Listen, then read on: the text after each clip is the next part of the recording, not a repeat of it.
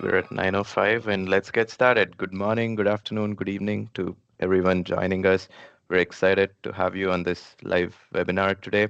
And today's topic is deploying Microsoft Frontline solutions, best practices, and strategies. I'm Vishal Anil, and I have Kensington, Aaron, and Jack with me to co-present this session. To register for this and other upcoming sessions, updates, and on-demand content, please go to aka.ms/Frontline Fridays blog. That's Frontline Fridays blog. A couple of friendly reminders. During the presentation, we will mute your microphone for the first part of today's call. You can ask your questions via the Q&A that you will see on the top bar of your Teams client. We will get to all of them live or after. Common questions will also get addressed out loud towards the end of the call. After the presentation, please raise your hand and we will call on you, open mic and come off mute and ask your questions away. In terms of agenda, these are the 6 things that we're going to cover today. An introduction to Frontline Fridays, an overview of M365 for Frontline, exploring a sample customer scenario, configuring identity devices and policies, deploying Teams at scale with all of your apps and channels, and some key takeaways and a segue into the next session that we have in a couple of weeks. I'm super excited to introduce you all to Microsoft Frontline Fridays, a weekly series designed to help you build a smarter, more connected frontline workforce. Frontline workers are the face of your business, yet they're often the last to benefit from digital transformation. That's why we created Frontline Fridays, to bring clarity, practical solutions, and resources directly to you. We focused on 3 key pillars. The first is providing clarity. We break down Microsoft's suite of tools like Entra ID, Intune, Teams, Viva, and Copilot, so you can see exactly how they empower frontline roles with secure communication, task and shift management, real-time collaboration, and of course, AI. The second is defining use cases. We tackle real world challenges. How do you streamline shift swaps? How do you keep non desk workers engaged? We walk through proven solutions and customer stories that show what success looks like. The third is sharing resources. You leave each session with actionable content, deployment guides, adoption kits, and demo scripts to help you launch and scale with confidence. Whether you're just starting or optimizing your frontline strategy, Frontline Fridays is your go to resource for insights, tools, and community. Let's empower the people who power your business.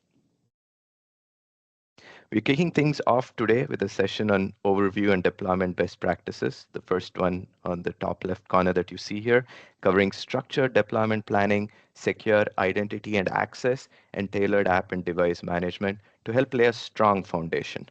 Then on June 13th, we dive into driving successful adoption with a focus on user-centered design, adoption strategies, and real-world examples that deliver real value. June 27th is all about streamlining communication, how to unify communication platforms, leverage real-time collaboration, and ensure compliance and governance across your teams. In July, we shift gears. On the 11th, we tackle operational efficiency, exploring automation, scalable workforce management, and ways to do more with less. Then July 25th is about customizing the employee experience, featuring a unified digital workspace and deep integration with homegrown and third-party apps. Finally, on August 8th, we explore AI and agents in the front line, showcasing how AI can automate workflows, retrieve information, and support smarter decision making. Each session is 90 minutes long, with the last several minutes dedicated to live Q&A, so you'll get answers to your most pressing questions. And to make sure everyone can participate, we're offering time zone friendly options to suit your region. Register now and explore more at aka.ms/Frontline Fridays blog. Don't miss this opportunity to learn directly from Microsoft experts and connect with others, transforming the frontline experience one Friday at a time. With that, I hand it over to Kensington. Thank you so much, Vishal, for that fantastic introduction. So, what do we actually mean when we talk about Microsoft's frontline solutions? Uh, Essentially, if you think about it, here at Microsoft, we've created the world's best productivity suite for information workers, people like you and me who sit at a desk and essentially work on our computers all day. But for the frontline workforce, they need something different.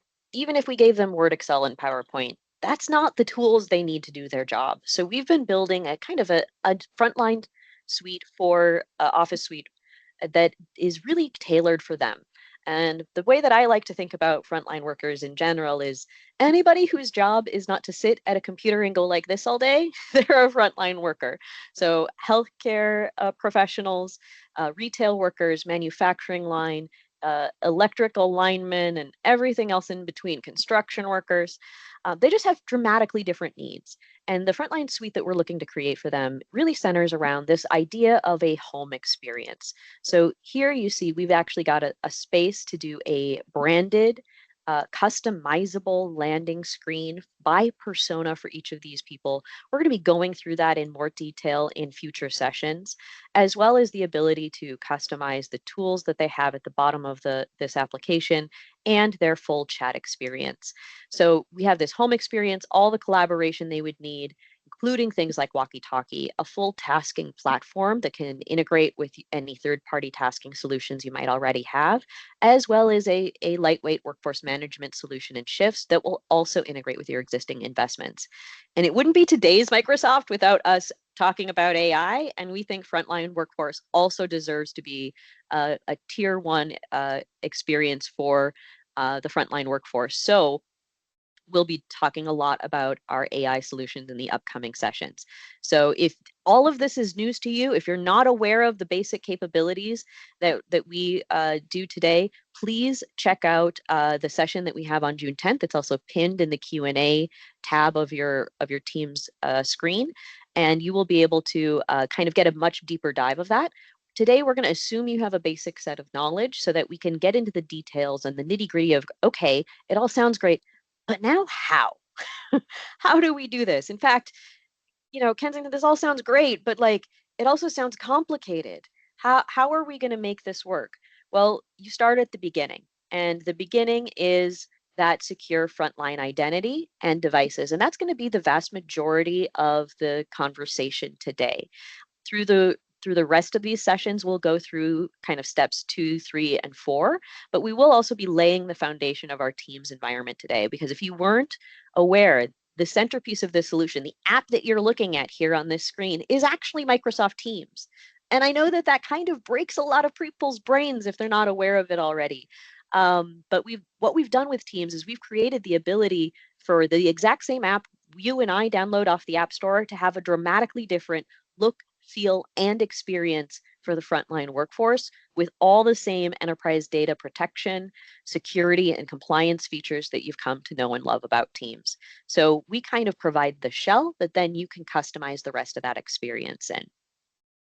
Now, to make today's session more real, more tangible, we wanted to anchor it on a sample customer. So we made up instead of Contoso today, we're going to talk about Woodgrove. We're getting spicy. We're getting a little extra today. We're going to talk about Woodgrove, and we've decided Woodgrove is a grocery store. Now, many of you on this call may not be from grocery store or retail customers. That's fine. I think you're still going to get a fantastic value out of these sessions because you're going to see a lot of common challenges, even if you don't exist in this particular industry. And I hope you'll see what I mean about that as we walk through here today. But to anchor this conversation, Woodgrove Grocery's got 1,500 stores, 30,000 store employees, 10,000 store support employees. So those are our corporate or our information workers.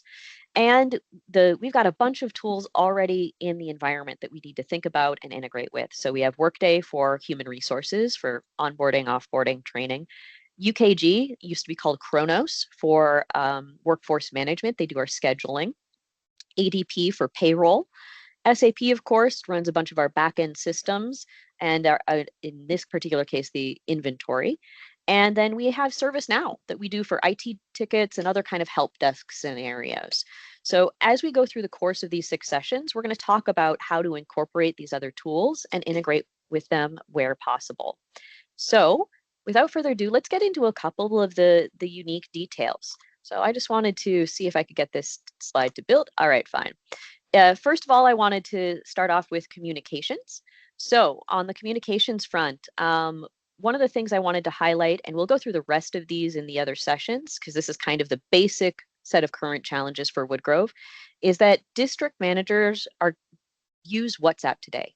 Now, at Woodgrove, we do not officially allow personal mobile devices at all. In fact, we have policies against it. They're not supposed to be used.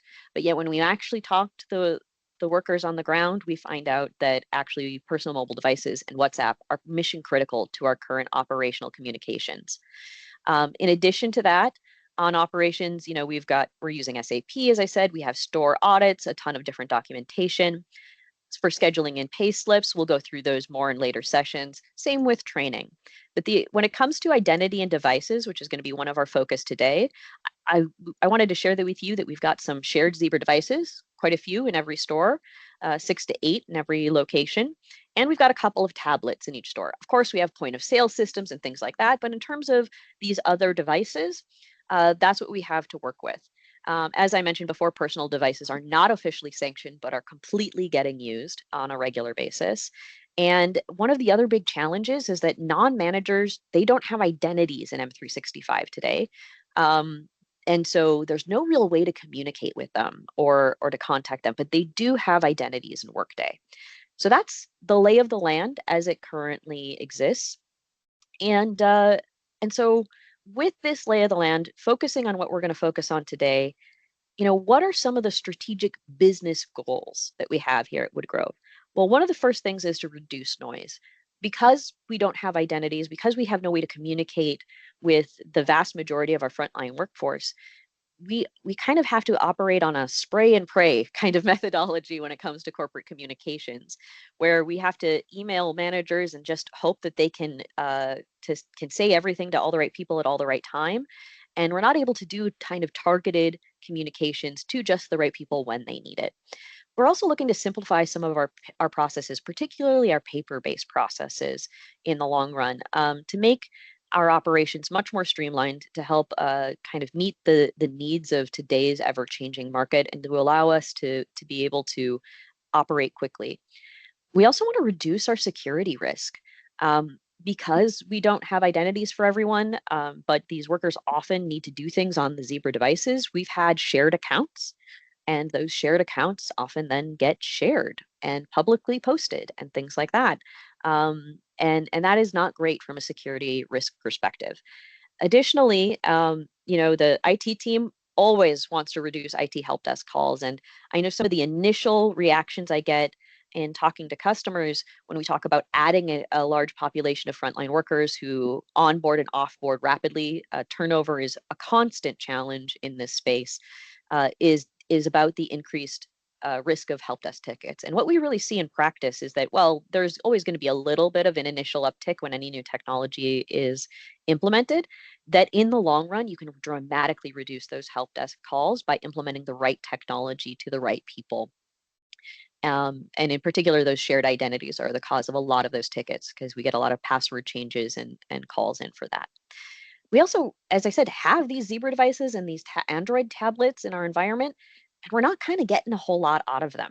Those Android tablets are mostly sitting in the manager's offices uncharged because we deployed them for one specific use case, and we never enabled them with other technologies to do other things. And because today we're kind of acknowledging the fact that we live in a modern world where everyone does have a personal cell phone in their back pocket, we want to take a look at what we can do to safely allow and permit personal mobile devices and allow access to some of our technologies on those personal mobile devices, so that we can do more with less technology investment and still comply with local labor laws. And overall, we want a consistent user experience for everyone. If we don't, at the pace that everybody onboards and offboards, we do not have time to be able to do a lot of end user training and change management. Though we're going to have a whole session on that next time. We need to operate into a reality where if things are dramatically different for people, then that means that they need a different training experience. So with that, now that we have those business challenges, we're going to end up needing to translate that into some practicable, tangible IT goals for this session. And those IT deployment goals are the three things we talked about at the top in our agenda. We're going to do identity provisioning, device and management policies, and of course, Microsoft Teams deployment here today. So starting off, I'm going to move straight into that gnarly piece called identity provisioning. Now, to account for the fact that so many of our users onboard and offboard rapidly, it's not unusual in our grocery stores to have people who are maybe 2 months old with the company training other people who just started, and so and then holiday season makes that even worse. There's no way to keep up with that demand using the manual processes we've been using historically. So we need to do some automatic user provisioning and deprovisioning. And the best way to do that we've identified here at Microsoft is to sync it with your HR system. At the end of the day, your HR system knows who's hired, who's fired, who changed jobs, and everything else in between. So it becomes the source of the truth, and everything else within the M365 environment follows through with it. So how that will actually work is this HR driven identity provisioning. So so what we do is we take the source of the truth from your particular HR system. Now, here at Woodgrove, we said we use Workday, but it could be SuccessFactors. It could be another third-party system, either in the cloud or on-prem, that you're using. It doesn't quite matter. We've created this Entra provisioning service that will allow you to do this two-way synchronization seamlessly and allow that synchronization to be to Entra ID in the cloud or Active Directory on premise or both, as you so desire. So if you want to know some more about HR-driven provisioning, please click the link on this slide. We'll also include it in the resources you'll be getting after today's session, where it goes in more detail on how these processes work. But since we're focused here today on Woodbridge and what Woodbridge needs, let's talk about how it would work for Workday. Now, Workday we have two out-of-the-box connectors that are already built that can be leveraged for this integration that we've partnered with Workday on. And those are available to you both to sync to Active Directory or sync first to Entra under the two links there. We're not going to spend a ton of time going into that here today because there is a fantastic resource and a video on those two pages that walks through the entire process from beginning to end. And I really want you to take advantage of that. And how that works is not just to do the HR driven provisioning, but also to think about all of those, the adds, the deletes, the moves, and everything else in between, and the synchronization between the cloud and on-prem environment. And then taking it even farther to do the SaaS app provisioning. So, if HR tells M365 to then create an identity, then from M365, we can not only assign licenses, but we can also start to provision other applications. So we can start to do things like provision ServiceNow for those users, or provision UKG for those users where appropriate off the back of this entire flow. So it really streamlines the entire set of identity provisioning operations for the company as a whole and across every application you can imagine. So again, if you want more detail on this, please click the links you hear, and we will again include them in the resources.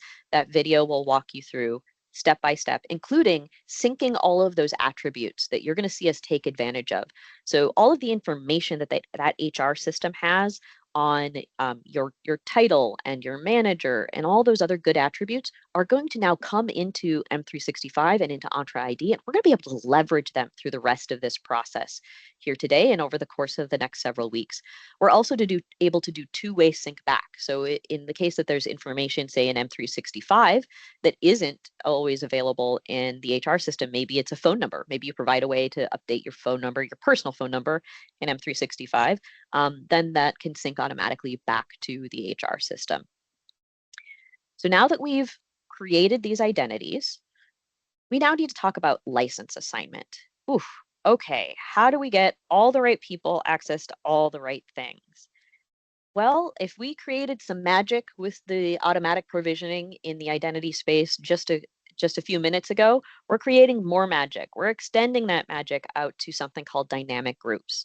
And what dynamic groups are is, instead of saying that, Aaron and Vishal are in these groups, what we say is people with the titles of, or people in these specific locations. So we create kind of a little math equation in here. That's it. Don't worry if you're scared of math. It's not hard. It's just a where this field says something like this, it equals something like this, then that creates a dynamic group. And with that, we're able to create a group of people who, say, are all cashiers, or a group of people in general who are in our operations team, who are part of our grocery store frontline workforce and their leadership team, so that we can apply a series of policies to them. Again, just like before, I've got a link at the bottom of the screen here that'll walk you through how to do this deeper. And once we have those groups created, now we can extend this out to the licenses. So now that the groups are created, we can leverage it later in the process and for communications, and we can use it to assign the licenses to the specific groups. So we can go into the M365 Admin Center, we can go under the billing and licenses page, select the right subscription and the right licenses, and say, hey, everyone in this particular group that we just created gets this exact license. And from there, the rest just flows. We can even control what subservices within the M365 environment they all have access to. So if we wanted to restrict access to certain applications or certain capabilities, we have the ability to do that as well. And with that, we go move on to the next stage of our IT deployment. We're 26 minutes in and we've already done some of the hard work. So I'm going to turn it over to my good friend Jack, who's going to take it from here on the devices side. Great, thank you, Kensington. And I believe at Woodgrove, didn't I recently get a promotion? Yes. See, so we were joking last night on the Asia version of this that that I hired Jack as a cashier and then I promoted him to become a butcher. So, and because we promoted him to be a butcher and because that's reflected in the HR system, then like magic, all the right dynamic groups happen. He gets a whole different set of capabilities, maybe access to a whole different set of apps to now reflect his new role because he's a butcher now. So yep. And so I'm now a butcher in training. Thank you for the promotion again, Kensington. Great to have that. So yeah, my name's Jack. Wanted to start diving into the device management and policy configuration that we're going to use here at Woodgrove. We're going to kind of start with the shared mobile devices, and then we'll turn it over to Aaron to talk a little bit about personal devices and how we enable that bring your own device into the Woodgrove organization, and go from users having devices that are not managed and doing rogue things with WhatsApp and external communication to, hey, let's bring them in and actually embrace that usage. So when we talk about frontline devices, there's really kind of three different personas or types that we're thinking about, and focusing from the device side versus the user side. It starts with personal devices, and we're going to get into that in a little bit. I'm going to focus on the multi-user, the task type device, where we've got a device that's being used across multiple end users, but it's corporate owned and it's got user affinity or user sign in going on and things like that. And then kind of the third style is kiosk style devices, where there may or may not be a direct sign-in going on. Think of it, could be a lobby device that's directing you in a directory lookup, or could even be at Woodgrove. These are the devices that run the self-service checkout that customers walk up to. We do still have a worker that interacts with that and approves a pricing override or restricted sale items, things like that. So really three different types of devices, and when we think about it from the device management perspective, we need to understand what is the need of the particular device and what are we going after. So focusing on the multi-user task style device, over on the right side of this slide, think of that as the day in the life of the device that's a shared device and the different user personas that are using it. So let you kind of look at that, and from an organizational perspective, these are devices that we're purchasing at Woodgrove and using them to specifically facilitate our business. They're intended as a device that's used for very specific tasks, but also it may have some general usage, particularly when we start talking about Teams and enabling that, or all of the different other applications that we may need, including like curbside pickup deliveries and things like that. It totally intended as a one-to-many device. So we've got one device used by many users. So like our average employee workforce at Woodgrove is 20 to 30 employees per site. But as Kensington mentioned, maybe we've got 8 to 10 of these Zebra devices that are shared across those workers within the stores. Equally, we talked about the tablets, and maybe there's only 2 or 3 of those available to store, primarily in use by the store manager, but also something they may hand over to their employees to do a specific task, or adjust their shift schedules and things like that. So we've also enabled sign-in on these so that there's a perception of I'm signing into the device, and then that identity is carried forward across there. And when I sign out, my data is cleared out, and I hand it over to Aaron, and he can go do his task work with his identity that we had established with that sync from our HR system. So enabling this, it really starts with getting devices enrolled with what's called Entra Shared Device Mode. Shared Device Mode, kind of as the little animated picture there showing, enables this sign-in capability for multiple users across not only the device and multiple devices, but across the applications. And this is all despite there being a native OS level support, particularly on Android OS. There's not conceptually a multi-user type capability built into the OS, and we achieve that with managed home screen and or Teams. Both allow for this single sign in and sign out across applications. So if I sign in to Teams and then I launch Outlook, let's say, that sign in is carried across. Additionally, that sign in is all backed by the Entra service and conditional access capability. So we can confirm we're coming from a managed device that's compliant, and therefore we trust that the device is in a state that we need it to be in, and it's totally secure and capable of use. This capability is something that's available on both iOS and Android. iOS has some other capabilities maybe we'll get into in another session, where there is some native OS support, and shared device mode may or may not apply as much there. And so let's talk about this managed home screen that I had mentioned. So managed home screen is the Intune app that we've written. It's technically a launcher on the Android platform, and we've built it with a ton of capabilities in here, totally configurable. At Woodgrove in particular, we're turning on that sign-in capability to managed home screen. So when an end user picks up the device, it presents them a sign-in screen, and before they can get to any of the applications that we've deployed and configured as viewable in managed home screen, they have to do that sign in. When they're doing the sign in, another capability that we've enabled at Woodgrove is they are prompted to set up a session pin, a quick identification that they can unlock the device, continue with their work.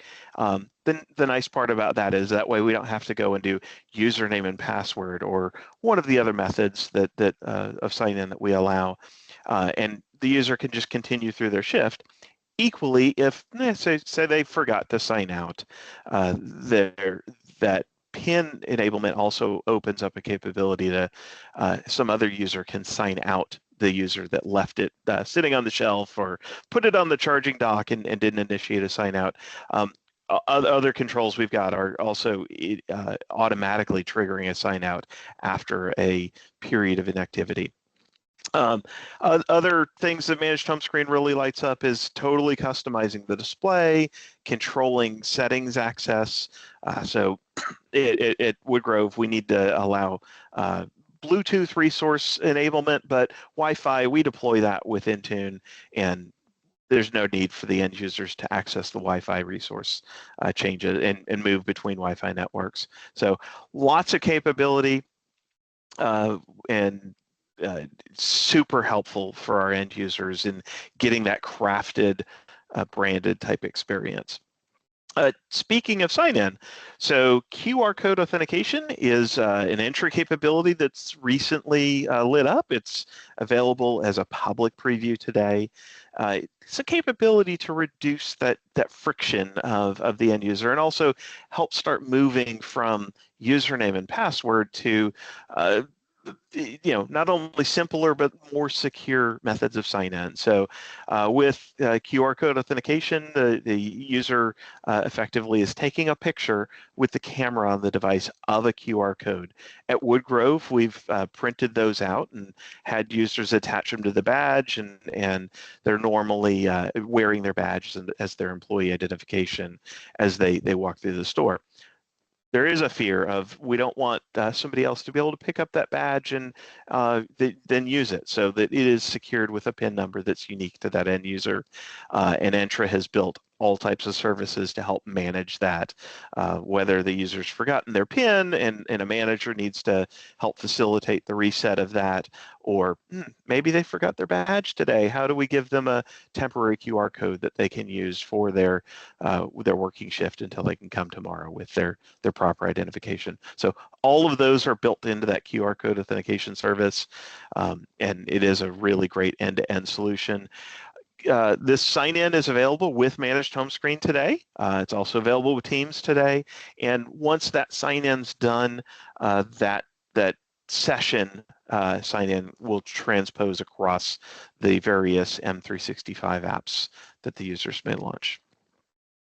So let's get into a little bit. How do we enable this with Intune and set up that shared device mode and that managed home screen experience? So here's the Intune console. We're going to go set up a device restriction policy for Android. We're going to give it a name of retail devices.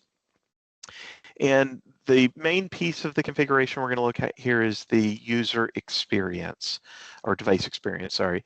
And we're going to set it up for a multi-app kiosk device. We're going to pick the applications that we want to display in that multi-app kiosk, the managed home screen, and pick some of the other options, the things that we want to enable, including sign in. And there's going to be an exit pin that we set for how do I exit that kiosk mode. I go to the resource and exit and type in that number, and we've got it. So setting up managed home screen is as simple as setting this device restriction that we just ran through. There are some of the newer settings that we've talked about that have come to managed home screen that aren't necessarily in the device restriction. Those are configurable with app configuration, and in particular want to call out for at Woodgrove when we're still rolling out our QR authentication to our end users, so we also have this domain name hint that is configured. And that allows me as the butcher, when I walk into my device, I could just type in Jack, and I don't have to remember I'm Jack at woodgrovegrocers.com. It's already there in my sign-in screen for me. And with that, going to turn it over to Aaron. Aaron, I don't know if you know, the reason that I've been promoted to butcher is didn't we just upgrade you to being a store manager? Oh, very nice. I've got the keys to the store. Right. Everybody's getting a promotion today. It's a good day to be at Woodgrove. All that operational efficiency, they're able to reinvest it back into the employees and promote them. Cool. Well, thanks so much, Jack, for the review on shared devices. What I'm going to talk about next is around Teams on a personal device. And I'm going to go through a couple of common things that we see customers do when enabling Teams on personal devices for their frontline workers. So we'll talk about things like multi-factor authentication, preventing data leakage with app protection policies, limiting access to teams outside of working hours if there's concerns around, frontline workers asking for pay if they're accessing work apps outside of, when they're clocked in. And then we also wanted to just showcase that we have some conditional access policies that allows you to create your own terms and conditions and make that be something that the user has to accept before actually using the application itself. But before we get into all of that, I want to talk about just use of personal devices at Woodgrove. The very nature of allowing work apps on a personal device is it's a personal device. You can't make that frontline worker actually download the app and use it. It has to be, for a specific reason that they would want to. And, one common thing that we see is it's all about, convenience for them. So convenience to be able to send a quick message to their manager, hey, I'm running late to work, or it could be things like accessing HR information, pay stubs, corporate communications, things of that nature, where I can just quickly do it on my own personal device rather than having to go pick up that shared device within the store. But from the company perspective, they also need to make sure that they are putting the right guardrails in place to ensure that their company data is protected by when they're allowing teams on this personal device. So this could be things like putting app protection policies in place to prevent things like data leakage, and then it could be things like limiting access to teams when they're outside of working hours, like I mentioned. There could be strong labor unions, and we have capabilities where you can protect against that particular risk. All right. So let me first talk about multi-factor authentication. So we see this with most of our customers when they choose to enable Teams on personal devices. They'll put things like MFA in place to help prevent some unauthorized access to work applications. It's pretty straightforward to configure. You can do this right in the Enter portal, and there's a number of different MFA methods that you can choose depending on your security preference. Each of these have their own trade-offs, whether it be higher security but also higher friction. Some of the most common things we see are, authenticator push notifications. We have device-bound passkeys, which are fairly new, and we have some other investments coming in the passkey space coming very soon. We see common use with SMS as well. There's a number of different MFA methods. What I encourage you to do is check out the full list if you're curious about what else we offer beyond those that are there. So MFA really provides that protection against unauthorized access or some other layer of security for your company data. Another thing that we also see many customers implement are app protection policies. This is all about preventing things like data leakage, and this is convenient for frontline workers because they don't need to do full device enrollment within Intune or an MDM, but it can provide the protection for things like restricting copy paste, so preventing me from taking something from Teams and pasting it into WhatsApp or essentially outside of the my work app. I can provide things like application PIN, so I have to have a PIN to access Teams. It could protect against jailbroken or rooted devices as well, all within this app protection policy.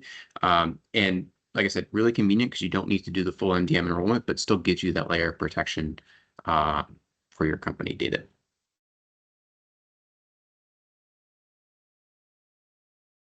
Next, I want to talk about preventing access to Teams when workers are off shift. So this is a capability that offers a few different functionality. What we're showing here in that first screen is around what I'll call a block screen. So what we can do is we can check whether a user is clocked in or clocked out, and you can choose to block access to Teams, or you can choose to limit access.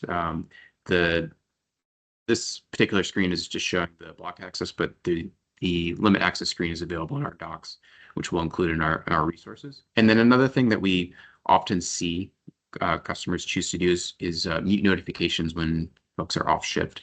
So in the demo that you're seeing over there, you'll see that when the user is on shift, they see the notifications get pushed through on their device. And when the user is off shift, the notifications are muted. But when they open up the Teams app, when they go to start their shift, they'll see the messages are still unread and pop up into their chat feed, so they can go catch up and triage on the things that they missed when they were off the clock. All right. And then the last thing I'll talk about here is around, you can create your own custom terms of use policies that you can put in place before user accesses Teams. And you can, make them generalized, you can make them specific. And, a great thing about this feature is you can also view who's accepted these terms of use, in the logs. So if you wanted to get a quick audit of, who's actually gone through and accepted that. So this is just another layer of, protection that you can provide if you want to provide, specific terms of use before you access the app. So that's just kind of a general overview of some of the common things we see with putting Teams on a personal device. We can make it really easy and convenient for frontline workers to access HR resources or quick compliant chat if they want to. And then there's also the right set of security capabilities so that IT admins or just folks in the company can rest well knowing that their company data is well protected. And with that, I'm going to go pass this off to Vishal, who's going to talk about how to actually deploy Teams to the frontline workers. Thank you, Aaron. I'm sad I didn't get any promotion, but that's okay. Yeah, so you're already the CEO. So a quick reminder on our customer again, we have Woodgrow Grocery, who has 1,500 stores and 30,000 frontline workers. So far, we showed you how to get them all identities assigned from your HR system and get their devices up and running to do the next set of things, which is deploying Microsoft Teams, which is the next essential step in empowering your frontline organization with the whole Microsoft 365 suite. Now, Teams acts as the centralized digital hub that Kensington was referring to at the beginning of the call, where frontline employees can access everything they need, right from their mobile device, or if they choose to, from a desktop device as well. It unifies chat, video, tasks, and shift management, amongst other things like AI and communities and everything that the M365 suite offers, while also creating a scalable foundation for all of those tools.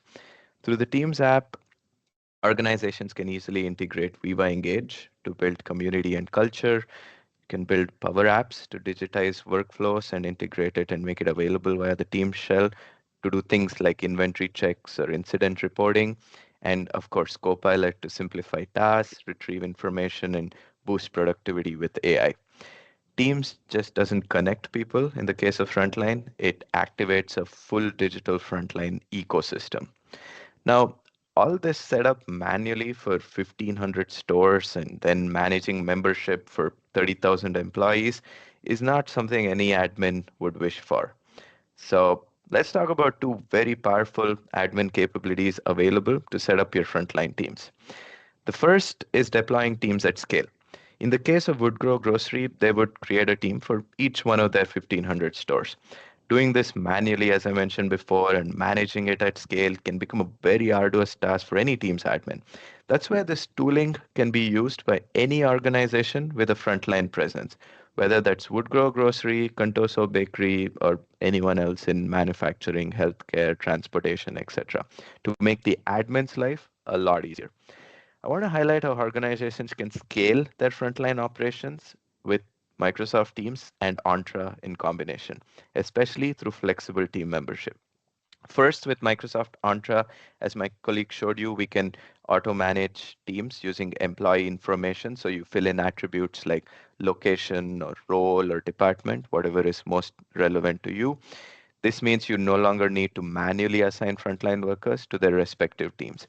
If someone transfers to a new store or region, their team membership updates automatically based on their profile in Entra, saving IT and time and ensuring accuracy at scale as well. Second, frontline managers are empowered to make quick updates to their teams. They don't have to wait for ID or submit tickets. They can directly add or remove members as needed. This flexibility is critical in dynamic environments like retail or manufacturing, where schedules and staffing needs change frequently. And finally, we maintain consistency across locations by deploying standardized team templates. These templates define the right channels, apps, and permissions, ensuring every team is set up for success from day one. Whether it's a store in New York or a warehouse in Texas, they'll be using the same structure, which improves training, collaboration, and governance. Together, these features make it easy to deploy and manage frontline teams at scale securely, efficiently, and with the frontline worker experience in mind. Now let's talk about how you can bring your existing frontline teams. In the case of Woodgrove Grocery, they made an acquisition, and that grocery store already had teams that are being deployed. Now, how do you bring it into this deploying at scale tooling and this flexible membership model with minimum disruption and maximum impact? First, the process is incredibly streamlined. You can link existing teams quickly using a CSV file. Microsoft provides a ready-to-use template where you simply map your current teams to the appropriate frontline locations. You set the flexible membership field to true and upload it via the Teams admin center. It's a simple, scalable way to bring your teams into the new management model that we have here without starting from scratch. Once linked, the real power comes again from Microsoft Entra attributes. Your team memberships stay automatically updated by syncing with employee attributes like location or department. If someone transfers again, stores or change roles, their membership is updated behind the scenes. That's less manual work for IT and ensures frontline teams always reflect the latest org structure. And while the sync handles most of the work, there's still flexibility. Frontline managers can continue to manage team membership manually when needed, say during a shift change or a temporary staffing need. This hybrid model gives you the best of both worlds, automation where possible and control where necessary. In short, this approach helps you modernize existing teams without disruption while making frontline operations more agile and responsive.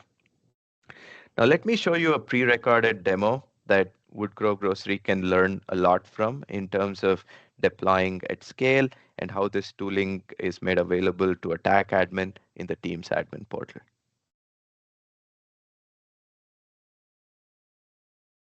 So as a quick recap, we showed you how to deploy teams at scale, link existing teams to the deployment and management tooling.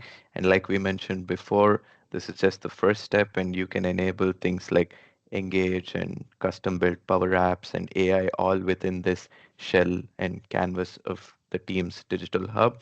We will show you how to do all of that in some of the upcoming sessions of Frontline Fridays. Now with that, Kensington, do you want to take it away and wrap us up? Will do. Thank you so much, Vishal. So, oh my goodness, it has been a little over an hour, and we have been on quite the whirlwind together today, haven't we? So, the first thing I wanted to share is, we started off today with shared Zebra devices and tablets in each store, but honestly, they weren't getting used for much. And now we've converted them all to shared device mode and with some fast user switching options and unique identities. So now we're able to set the stage for all of the work we're going to do here over the course of the next several weeks together to provide a tailored experience, maybe even be able to provide some direct agents that know who these users are, to provide some unique information just to them. We also went from a state in which personal devices were not officially sanctioned, but were totally getting used. And so now we have found a way to safely allow them in our environment. We're allowing conditional access to be able to trigger things like the ability to prompt to say that they have to accept terms and conditions, which is a fantastic feature. Those terms and conditions, as Jack mentioned, are something you and your legal teams can write. So you can make sure that you like them the way that they are and offer them in multiple languages. Non-managers didn't have identities in M365 today, but they did have them in Workday. And now everyone has an identity. In fact, everyone has a named identity and maybe even their face on that identity in the way that the rest of us do, so that they are kind of treated as first-class citizens within your environment. It is amazing how much that's something that small can be in making a frontline worker feel seen and heard and like a real member of the team. And that allows them to not have to remember 16 different usernames and passwords and have all of them shared, and then do unsecure things like writing them on Post-it notes or sticking them up on walls. And finally, because of the fact that we allowed those personal mobile devices, and because we did all that great work that Vishal highlighted around creating the teams and channels, we've now basically replicated the same WhatsApp groups that they had inside of Teams. So there is no reason to continue to use WhatsApp anymore. Now, change is always hard. So if you've noticed, our next session is going to be focused on change management, and we'll dig into a little more how you do that change management aspect then. So as we mentioned at the beginning, this is all part of a full suite of capabilities we're going to be rolling out together here over the course of the next several weeks. And along with this home experience, we've set up the foundation for those chat and channels, though we've just barely scratched the surface on those capabilities. And so if you're thinking about us building a house, we quite literally laid the foundation with identity and devices. We've maybe put up some lumber walls, but no sheetrock, no anything else when it comes to teams and channels, and we'll fill in the rest of the house as these sessions get forward. So with that, whew, session number 1 is in the books. We've got 5 more coming. Obviously, the next one that it's going to be hot on the agenda is June 13th. You may wonder why we're going from such an IT, technical, identity, devices conversation to shift into more of a user adoption kind of conversation. And it's because, quite honestly, these things need to be happening simultaneously. We can't hold sessions simultaneously, so one had to come before the other. But we think that these things need to happen concurrently and should be happening concurrently with every deployment that we're doing so far. So that next session will take a step back, focus on the people, the process, the change management, and how to make sure that there is a what's in it for your frontline workers out the back end. And in particular on that transition to WhatsApp, what's in it for the management team? How can we incentivize them to really move all those conversations over to a secure company controlled platform and outside of consumer tools? And so please, please, please, right now, do it right now. You can come back and ask your question later. Go click on the link here below to go register for the next session on June 13th, where we will be going through those end user adoption. If you're a little bit curious about AI and want a more industry lens on one of your industries, we do have some sister events coming up here in the next couple of weeks from some sister teams. There's going to be 2 short sessions on retail on the left-hand side, 30-minute punchy sessions. And then on the right-hand side, we've got one for all industries, and then one specifically for manufacturing that's kind of going to go into more of the detailed look at our frontline solutions, and in particular focusing on how we can enable frontline workers with agents and access to AI to really streamline operations.